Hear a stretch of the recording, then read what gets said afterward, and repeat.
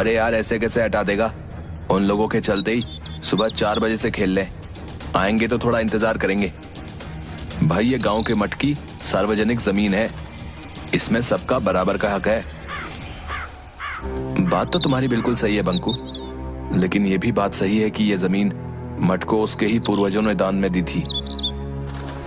जब दान में दे दी गई तो फिर ये मठ की जमीन हो गई ना, और मठ की जमीन सार्वजनिक होती है, उस पर सभी का समान अधिकार होता है। चल तू बॉलिंग कर, मेरी पारी अभी बाकी है।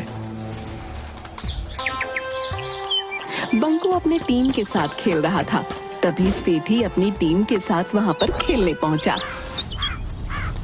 ए चल बे नंगे फकीरों, है हटाए अपना बल्ला बास बल्ला, चल हमारी टीम यहाँ पर खेलेगी। चल, तुम लोगों को कई बार बता दिया कि ये मेरे पुरखों की जमीन है, इस ग्राउंड पर सिर्फ हमारी टीम खेलेगी, लेकिन तुम भिखारी लोग इतने ढीठ हो कि बिना फटकार के सुनते ही नहीं।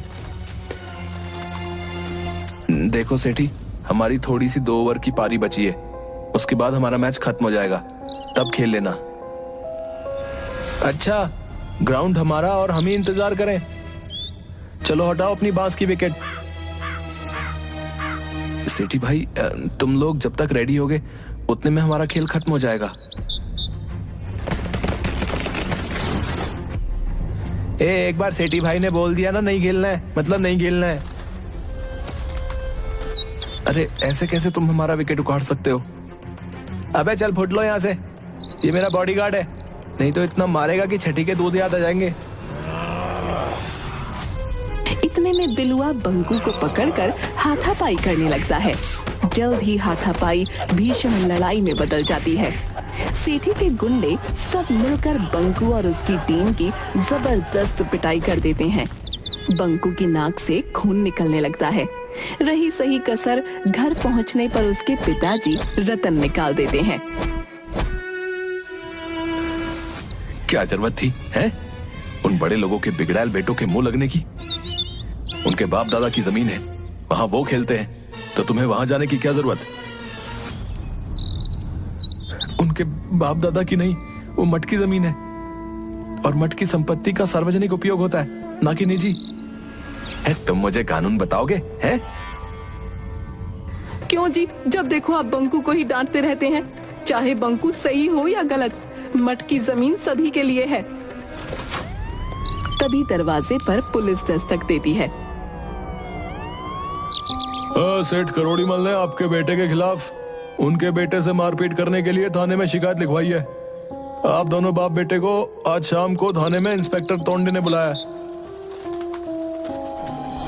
इसी तरह की सूचना हवलदार झंझोर सिंह भीमा, पंडित ज्ञानचंद, बट्टू, कलुआ सभी लोग हड़बड़ाए हुए रतन के घर पहुंचते हैं। रतन, अरे ओ रतन, अभी मेरे घर पुलिस आई थी, शाम को थाने बुलाया है। भीमा, मेरे घर भी हवलदार आया था, शाम को हमें भी थाने बुलाया है। अलबत्ता यहाँ पर जितने लोग हैं सभी के घर पर पुलिस पहुंची थी। ओह, तभी यहाँ इतनी भीड़ लगी है, तो अब क्या होगा? मैंने तो पहले भी इन लोगों को समझाया था कि ये सब बड़े लोगों का खेल है। अरे हम लोगों का खेल है कुश्ती, गुल्ली डंडा, कबड्डी, लट्टू, कंचे। इसके लिए कोई बड़े मैदान की जरूरत नहीं होती, लेकिन ये लोग मानते ही नहीं। अब लो भुगतो। अरे हमने भी समझाया था बंकू को कि शुरू से ही मैदान पर उन लोगों का कब्जा रहा है। ऐसा नहीं कि हम लोगों ने मैदान को उनके कब्जे से मुक्त कराने का प्रयास नहीं किया, लेकिन हर बार हमें मुंह की खानी पड़ी। वैसे देखा जाए तो बच्चों की मांग जायज है। हम सबको सरपंच जी के साथ जाकर थानेदार को बताना चाहिए।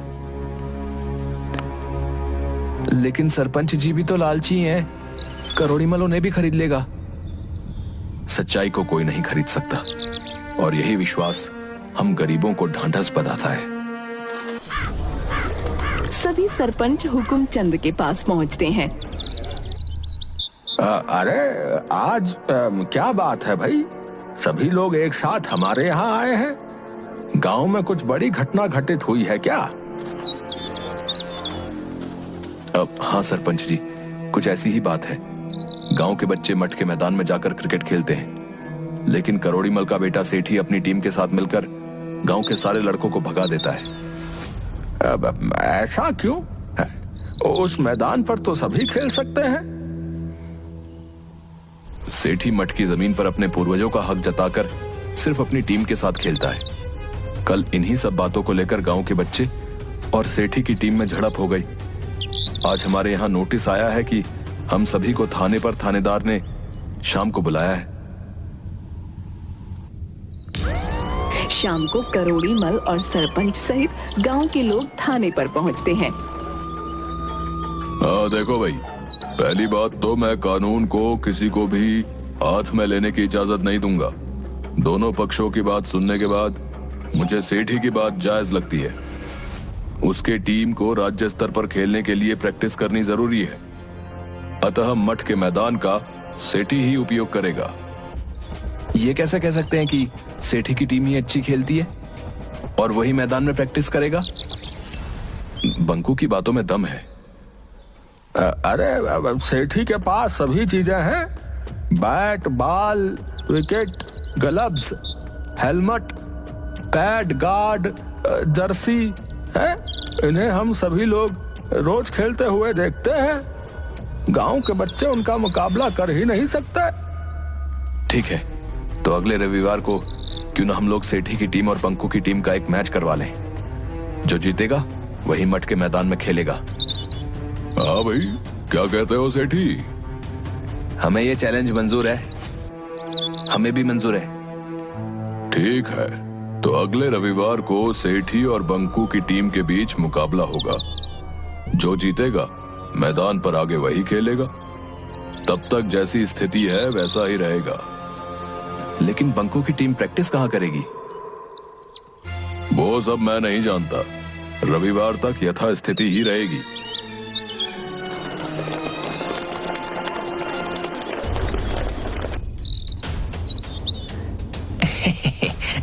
शाबाश थानेदार साहब, ये लीजिए अपना इनाम। सेठी की टीम के सामने वे लोग कहाँ टिकने वाले। बस रविवार के बाद मैदान का सारा झंझट ही खत्म। अंकल, वैसे तो हम सब मैच जीत ही जाएंगे, लेकिन मैंने राष्ट्रीय स्तर के खिलाड़ी सुधीर कुमार को बुलाया है। मैं कोई रिस्क नहीं लेना चाहता। इधर बंकू अपनी टीम के साथ। बट्टू, दीपू, कलवा, राजू, तुम लोगों पर ही गांव की इज्जत है। हर हाल में हमें मैच जीतना है। लेकिन हम लोग प्रैक्टिस कहाँ करेंगे? एक जगह है जहां हम प्रैक्टिस कर सकते हैं। कहाँ ऐसी जगह है जहां हम क्रिकेट की प्रैक्टिस कर सकते हैं? अभी तो सभी खेतों में अनाज ही लगा है। गांव के बाहर नदी किनारे वाला वीरान कब्रिस्तान। नहीं बाबा, सुना है वहां के बरगद के पेड़ पर भूतों और अतृप्त आत्माओं का वास है। हमें याद रखना होगा कि हिम्मते मर्दा तो मददे खुदा। हम सभी को दिल मजबूत कर हिम्मत के साथ प्रैक्टिस करनी होगी। हमारे पास वक्त बहुत कम है। दूसरे दिन से सेठी मठ की जमीन पर अपनी प्रैक्टिस स्टार्ट कर देता है। दूसरी तरफ बंकू अपनी टीम के साथ गांव के बाहर वीरान कब्रिस्तान में अपनी प्रैक्टिस जारी रखता है। बट्टू, तुम कीपिंग करोगे। राजू, तुम स्लिप पर रहोगे। कलवा, तुम्हारा थ्रो बहुत अच्छा है। तुम लॉन्ग लेग बाउंड्री पर रहोगे। नहीं, लॉन्ग लेग बाउंड्री पर भूतों वाला बरगद का पेड़ है। मैं नहीं जाऊंगा वहां। ठीक है, वहां पर मैं रहूंगा। इसी तरह से दोनों टीम अपनी अपनी प्रैक्टिस जी जान से करते रहते हैं।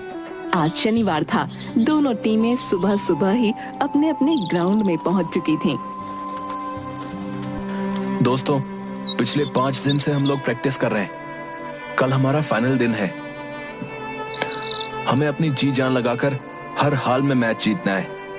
हम जो गलतियां पिछले 5 दिनों से करते आए हैं उन्हें दोहराना नहीं है। चलो बट्टू, बैटिंग करो। मेरी गुगली से बचकर दिखाओ। गिल्लियां बिखेर दूंगा। ठीक है, पहले बॉल तो फेंक, बाउंड्री पार नजर आएगी। ये ले बच। बट्टू लॉन्ग लेग में जोरदार छक्का लगाता है। वाह बट्टू, लंबा छक्का। अरे ये तो पेड़ पर चली गई। भाई शाम भी हो गई, अब बॉल कौन निकालेगा? सभी लोग बॉल निकालने और न निकालने के असमंजस में रहते हैं। भाई 6:30 बज गए, रात हो गई। मैं तो जा रहा हूँ, मुझे भूतों से डर लगता है। हाँ यार, डर तो हमें भी लगता है। रुक, मैं भी चलता हूँ। एक एक कर सभी चले गए। कब्रिस्तान में सिर्फ बंकू और दीपू रह गए थे। अरे यार, आज पूर्णिमा की चांदनी रात है। दीपू तू नीचे रुक, मैं पेड़ के ऊपर चढ़कर बॉल खोज कर लेके आता हूँ। ठीक से चढ़ना। पेड़ के ऊपर गधैया भूत और भटूरिया भूत आपस में बातें कर रहे थे।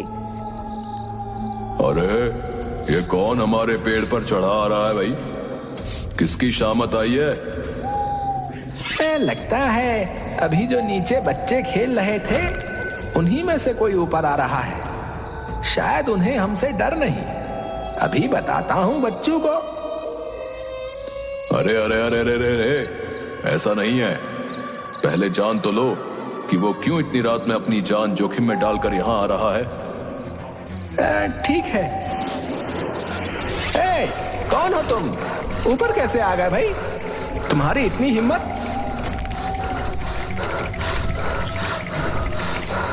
दीपू, जो अभी तक हिम्मत रखे हुए था, वो भूत की आवाज सुनते ही बिना पीछे देखे भाग गया। बंकू डरते हुए सारी बात भटूरिया और गधैया को बताता है। तुम सही कह रहे हो लड़के, इन्हीं के पूर्वजों ने हमें मारकर दफन कर दिया था। डरो मत बच्चा, हम तुम्हारे साथ हैं। जहां अन्याय होगा मैं तुम्हारे साथ रहूंगा। अब आप लोगों को लोग बदमाश बोलते हैं। अरे असली बदमाश तो करोड़ीमल, सेठी, हुकुमचंद और थानेदार टोंडे जैसे हैं। ठीक है, कल का मैच हम लोग भी देखने आएंगे। याद रखना, सिर्फ तुम हमें देख व सुन सकते हो। दूसरे दिन मठ के मैदान में दोनों टीम पहुंच जाती हैं। थानेदार टोंडे अंपायरिंग करते हैं और हवलदार झंझोर सिंह कमेंट्री। नमस्कार दोस्तों, मैं झंझोर सिंह सरताजपुर के मठ के मैदान से आपको लाइव कमेंट्री सुनाने के लिए उपस्थित हूँ।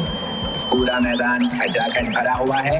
आज एक तरफ सुसज्जित बहुत ही सुंदर जर्सी में सेठी की टीम और दूसरी तरफ पतले दुबले टीमहीन नंगे पांव वाले बहुरंगे कपड़े पहने बंकू की टीम मैच खेलने को तैयार है।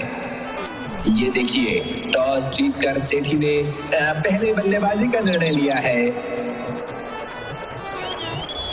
भाई वो तो सुधीर कुमार लग रहा है। वो राष्ट्रीय स्तर का खिलाड़ी है। बंकू, तुम इसका विरोध करो। सर, ये राष्ट्रीय स्तर का खिलाड़ी सुधीर कुमार हमारे गांव से नहीं है। देखो बंकू, प्यार और जंग में सब जायज है, और ये भी एक जंग है। अगर तुम अपनी हार मान लो तो वॉक ओवर दे देता हूँ।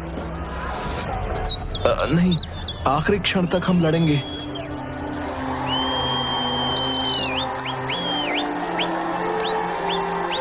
हाँ तो भाइयों, अंपायर से बंकू की कुछ बातचीत के बाद मैच शुरू हो गया है। बट्टू बॉलिंग छोर से बॉलिंग करने के लिए तैयार। सामने क्रीज पर नेशनल लेवल के प्लेयर सुधीर कुमार,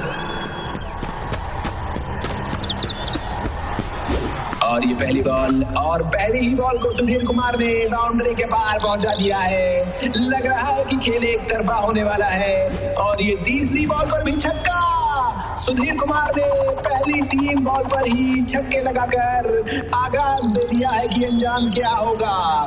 बंकू अपनी हताश टीम को उत्साहित करते हुए, और ये मैच के आखिरी गेंद पर भी बाउंड्री पार। 20 ओवर में कुल 387 रन। अब देखना है कि बंकू की टीम कितने 100 रनों से हारती है। बंकू की टीम का आया राम गया राम की तरह 3 ओवर में 13 रन पर 8 विकेट गिर जाते हैं।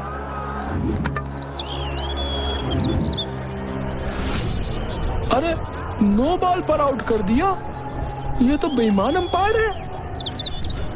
अब हमें ही कुछ कमाल दिखाना पड़ेगा। बंकू, यह अंपायर बेईमानी कर रहा है। हमने कहा था कि अगर बेईमानी होगी तो हम तुम्हारी मदद करेंगे। ठीक है, प्यार और जंग में सब जायज है। दर्शकों, आपको बता दूं कि 3 ओवर में 13 रन पर 8 विकेट बंकू की टीम गिर चुकी है। हमें लगता है कि 4 ओवर में ही खेल समाप्त होने वाला है। बंकू और दीपू क्रीज पर नए प्लेयर आए हैं जो सेठी की बॉलिंग का सामना करेंगे।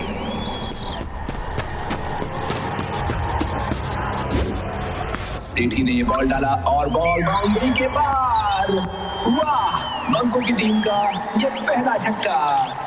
दूसरी बॉल सेठी की और फिर बॉल मैदान के बाहर। लगता है बंकू कुछ देर टिकने वाला है और ये तीसरी गेंद भी छक्का। हैट्रिक बंकू की ओर से कमाल कर दिया गया है। अरे अब तो लगता है कि छक्कों की बारिश शुरू हो गई है। दोनों तरफ से छक्कों की बरसात। पिछले 4 ओवर में एक भी रन दौड़कर नहीं बनाया गया है। चौके और छक्के ही लगे हैं। 4 ओवर में 120 रन की रिकॉर्ड साझेदारी। स्कोर 7 ओवर में 133 रन 8 विकेट पर। समझ में नहीं आ रहा कि क्या किया जाए। लगता है हम मैच हार जाएंगे। अरे ऐसा नहीं है, अभी भी 254 रन 13 ओवर में चाहिए। हमें इस जोड़ी को तोड़ना होगा। गधैया अंकल, आप हर बॉल को पकड़कर बाउंड्री पार जाकर छोड़ देते हो। कहीं हमारी चालाकी पकड़ी ना जाए। अरे तुम बस नजारा देखो।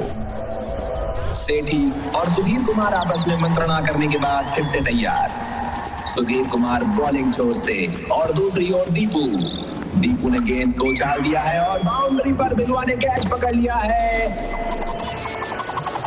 लेकिन अरे ये क्या, बिलवा तो पीछे ही जा रहा है और बाउंड्री के ऊपर गिर गया। टेक्निकली ये 6 रन और बंकू के खाते में गए। गधैया भूत भाई, इतनी बेईमानी भी ठीक नहीं। अरे अंपायर से पूछो, प्यार और जंग में सब जायज है। बंकू की टीम जीत से अब सिर्फ 12 रन दूर। अगली बॉल बहुत अच्छे बंकू ने रोक दी है, लेकिन ये क्या, सुधीर कुमार ने बॉल पकड़ के बाउंड्री की ओर फेंक दी और ये गेंद भी ओवरथ्रो के माध्यम से 4 रन। अगली बॉल बंकू के बैट से टच करते हुए सीधा कीपर के हाथों में और ये 9वां विकेट। लेकिन ये क्या, कीपर के हाथों से बॉल निकलकर सीधे बाउंड्री पार। असंभव, अकल्पनीय, अद्भुत। मैंने अपने 40 वर्षों के इतिहास में ऐसा चौका पहली बार देखा है।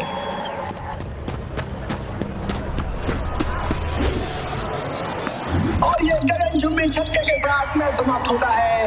बंकू की टीम 2 विकेट से मैच को जीत चुकी है। यानी इस मट की जमीन से सेठी और करोड़ीमल का दावा अब इतिहास बन चुका है। अब इस मैदान पर गांव के सभी बच्चे खेलने के लिए स्वतंत्र हैं। गांव के सभी लोग दौड़कर बंकू और उसकी टीम को कंधे पर उठाकर मैदान के चारों ओर चक्कर लगाते हैं और जयकारे लगाते हैं।